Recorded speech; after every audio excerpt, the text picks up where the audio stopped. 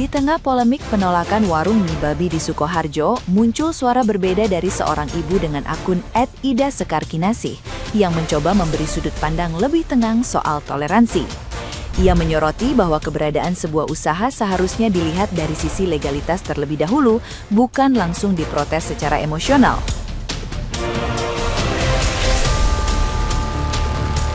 Menurutnya, jika sebuah usaha sudah mengantongi izin dan tidak mengganggu lingkungan sekitar, maka keberatan seharusnya disalurkan melalui jalur hukum, bukan tekanan sosial. Ia juga mengingatkan bahwa keresahan terhadap perbedaan justru bisa mencerminkan ketidakyakinan seseorang terhadap keyakinannya sendiri.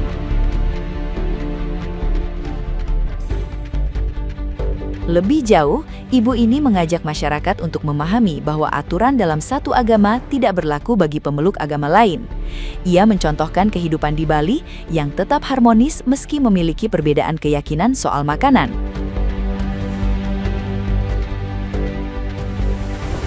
Baginya, toleransi bukan sekedar membiarkan, tetapi juga memahami tanpa harus menghakimi. Ia menekankan pentingnya fokus pada perbaikan diri dan nilai kemanusiaan dibanding sibuk mengurusi pilihan orang lain. Pesan ini memicu perdebatan, namun juga membuka ruang refleksi bahwa hidup berdampingan butuh nalar, bukan sekedar reaksi.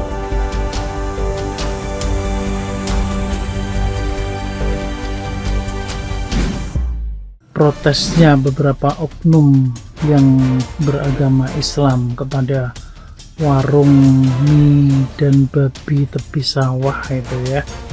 Bunda, gimana pendapat Bunda di mana itu, di Sukoharjo, Solo ya, warung mie dan babi di tepi sawah. Ini saya lagi di tepi sawah juga nih. Pendapat saya begini. Satu, apakah keberadaan warung tersebut legal, artinya sudah mengantongi izin dari dinas-dinas terkait? Kalau legal berarti orang yang ingin membubarkan atau menutup itu melawan hukum, yang pasti begitu. Jadi maksudnya gini, kalau mau protes ya proteslah secara hukum yang berlaku. Bagaimana izin itu kok bisa terbit, alasannya apa gitu ya. Karena kalau saya lihat itu kan sudah sangat lumayan jauh dari pemukiman warga juga di tepi sawah itu.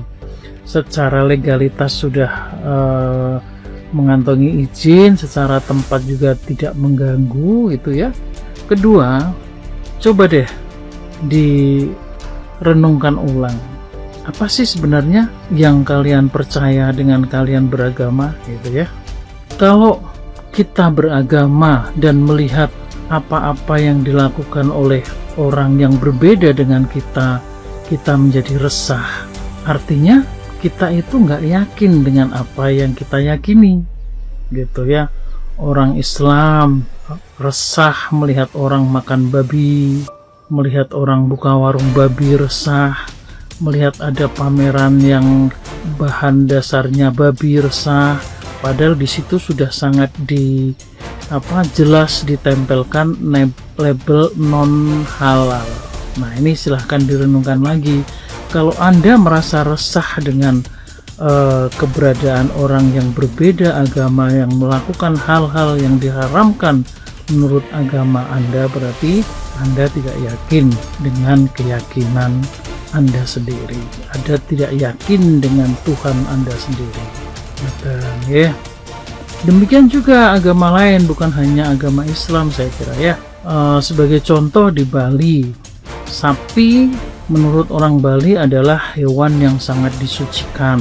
Tapi tidak sedikit saudara-saudara kita yang berbeda agama, bahkan orang Islam juga membuka warung yang menjual masakan sapi. Tapi pernahkah saudara-saudara kita di Bali itu mempersekusi atau mempermasalahkan warung yang menjual makanan sapi? Puluhan tahun saya di Bali, tidak pernah saya temukan kasus yang seperti ini, gitu ya. Itu mungkin tanggapan saya yang sederhana. Siapapun monggo saling menghormati, tidak hanya bertoleransi tapi coba memahami lebih dalam lagi apa sih esensi Anda, esensi kita dari memeluk sebuah agama. Semoga bisa difahami. Rahayu, rahayu, rahayu, Sagung Dumadi. Babi itu haram, kata orang Islam. Tapi kata orang Hindu atau agama lain yang tidak mengharamkan, tentu saja mengatakan, banyak yang mengatakan bahwa babi itu enak, gitu ya. Kata orang Hindu, sapi itu adalah binatang suci yang kami hormati, jadi jangan dimakan, nggak boleh makan. Itu kata saudara-saudara kita di Bali. Kata orang Islam dan agama lain, sapi itu enak, maka marilah makan sapi dengan enak, gitu ya. Nah, hal-hal yang begini ini harus difahami, gitu. Artinya apa-apa yang kalian percaya sebagai hal yang diharamkan belum tentu haram untuk agama lain. Jadi lebih baik mencoba untuk memahami bagaimana atau kenapa agama lain melakukan hal tersebut.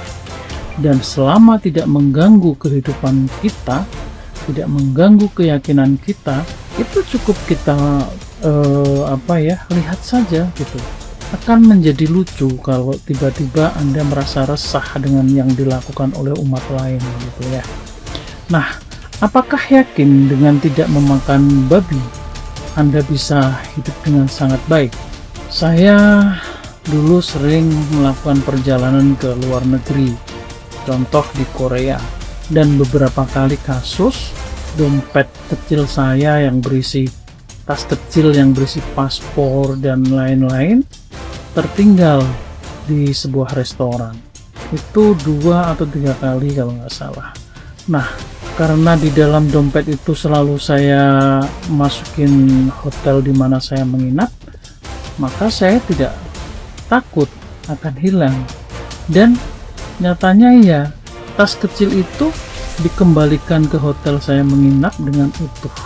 Padahal mereka juga tiap hari makan babi. Mereka sehat, mereka baik, mereka berumur panjang, mereka sangat berperi kemanusiaan. Mereka tidak mau mencuri barang orang lain yang hilang.